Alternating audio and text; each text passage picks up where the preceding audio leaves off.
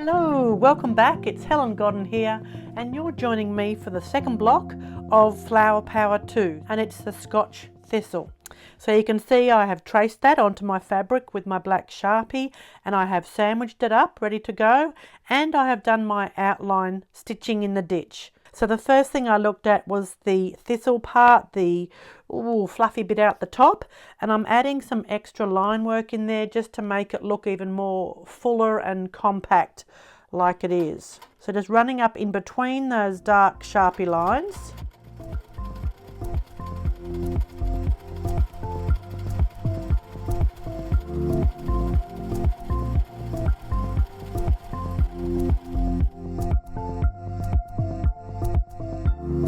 You could have got your panda pencil and drawn a bit of a curve there to know how far to go if you wanted to do that.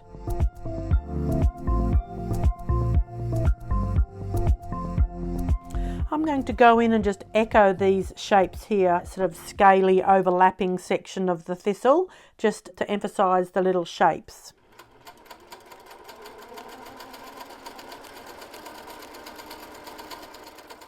You can see how I keep using that black Sharpie line to travel so easily.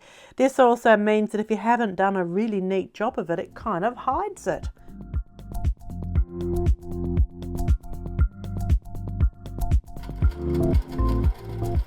Okay, I might just come down and echo either side of the stem. And I might even echo underneath here. Okay, I think that gives it all enough stitching without being too much and no blank areas as such. I'm going to put a horizontal background, I think, on most of the blocks. And that way there's going to be that level of consistency. So to get the horizontals on this one, I am going to use my panda pencil as a really good reminder of where is horizontal, because you can lose track of that. And now I'm going to turn the job because it's easier for me to work in this direction. I haven't turned the job whilst I'm stitching. It's just easier for me to keep my straight line straight.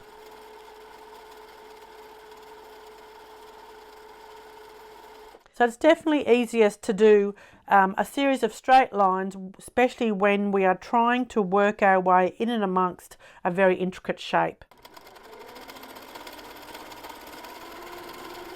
A small part of me is thinking that it might be kind of cool to come across this in the opposite direction to kind of create a tartan effect, seeing that it's, you know, a Scotch thistle and all. It always amazes me too how that small amount of stitching there just brings the whole thing together and pushes the background back and brings that thistle forward. I love it. I might show you how I do a design that my friend Michelle taught me called Fireball Spirals. And so it's based on the spiral design, but it's going to have these kind of angular shapes, just like on the leaves, within the spiral itself. I think that'll just emphasize that shape for me. So here I've got lots of room, so I'm going to start with a couple of spirals in that space, and then we'll fill in the other sections with potentially half spirals. So I'm going to talk you through it here. All spirals are based on the way we draw a number 6. Okay, the 6 comes in towards the middle, circles in, and for us with a spiral we come back out again. But that basic shape of creating a circular shape and moving into the middle is how we make all spirals. So here's my 6 shape, and I'm going to keep coming into the middle but leaving a decent gap here.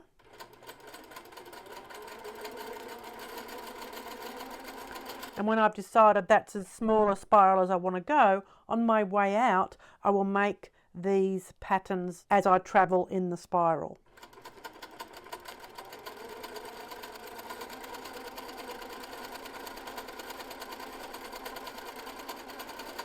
So creating that kind of zigzag pattern, but it is flowing and going around with that initial stitch line that I made. This definitely might take a bit of practice, so I suggest you try this with paper and pencil first until you get that action happening.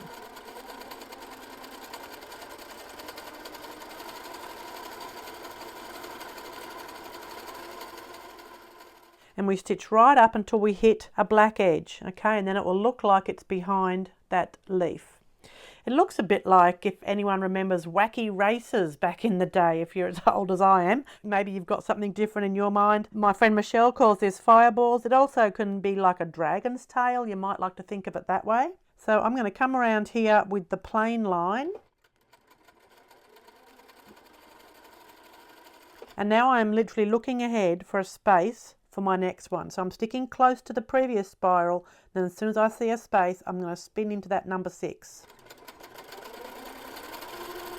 I left myself a decent gap to come out of, and I've gone into the middle, and now I'm going to start making my fireballs on my way out. So I make a little zigzag shape and then tuck in tight back to the line I first created.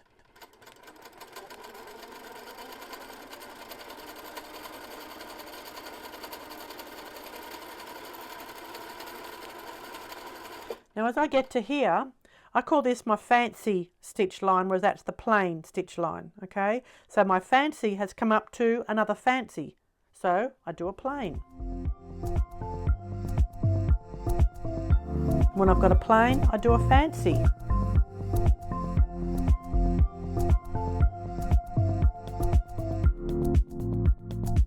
Only room for half here.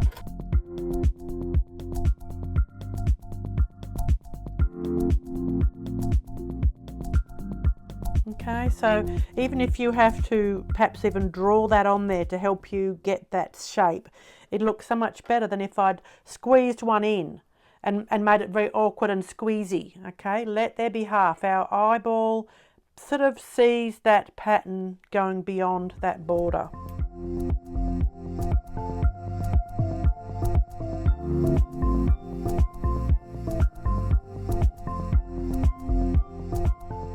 But here I've got room for one more. Now this time it's a 6, but it's a backward 6, so it's a 9. Okay, it doesn't matter, it's still a circle that's coming around towards its middle.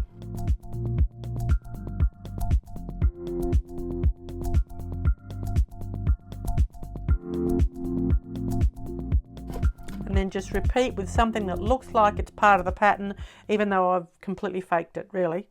Now you could zap back along to here, because it doesn't matter how many times I stitch in that little black ditch. I'm going to pick up on the pattern here. So I've got my fancy line, so I'm going to do my straight line.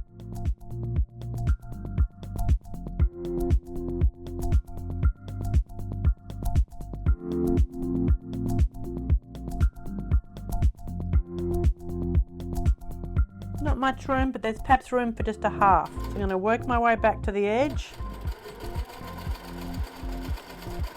Move up here, okay, and just something that fills in that little space.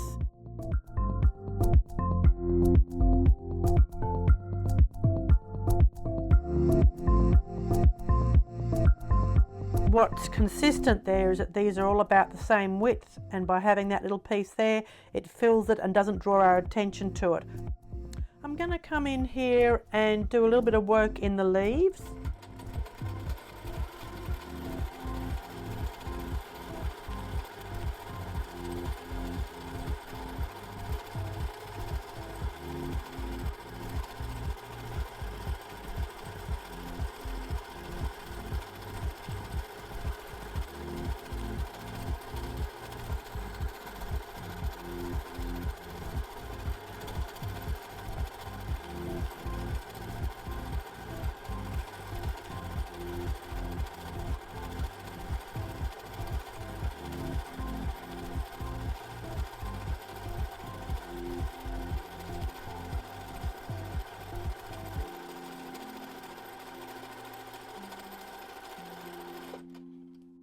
Okay, I quite like that. And over here I might do something different again. So that'll be 2 different options for you.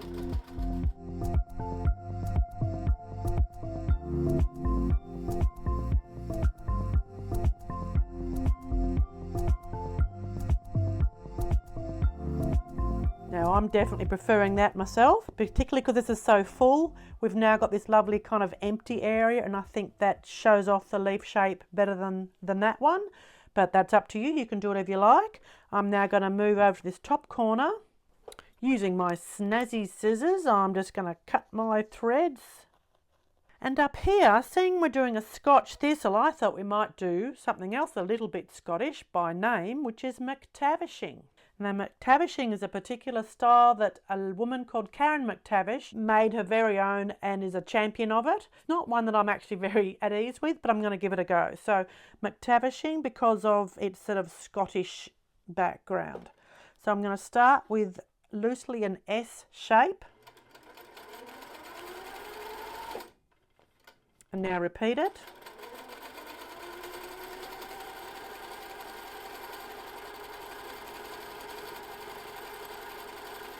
And now travel back on yourself and head off in a completely different direction.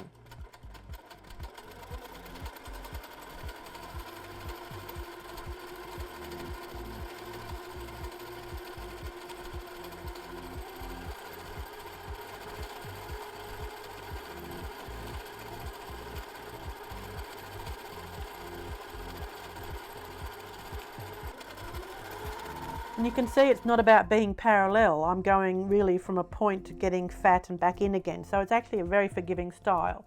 This has become very popular a few years back for using even smaller than this, so cream on cream, and using it in replacement of where you might use stippling just to fill a background area. I think it's actually lovely, and it can look great because you get that build up of thread. So you get those kind of dark patches compared to the more open patches. It actually gives lovely texture to your work as well.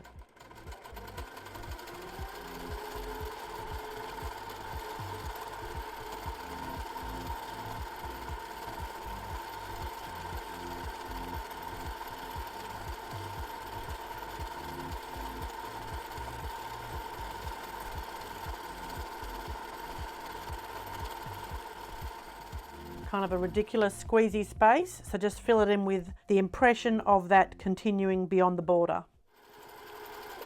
Sometimes these designs, when they are new to you, it really is worth practicing on paper, because the extra difficulty here is trying to produce this design I'm making and doing it in a very squeezy area. Sometimes it's better to practice it on paper first, and then you're ready with your own set of instructions in your head of how you're going to tackle this.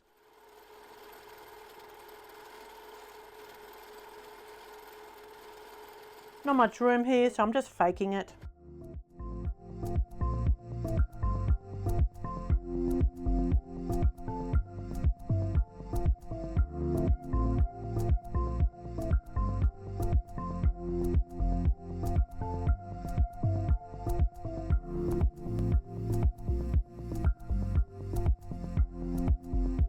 And there we have it, our second block. Our Scotch thistle, looking pretty cool with our fireball quilting, our McTavishing, some simple horizontal parallel lines, and then our details on our flower. Looking forward to seeing what you all come up with. Don't forget to join me in a couple of days. Subscribe to my YouTube channel, and then you won't miss the video for the very next block. So I hope to see you very soon for block number 3 of our Flower Power Quilt-a-long number 2. See you later, everyone. Bye.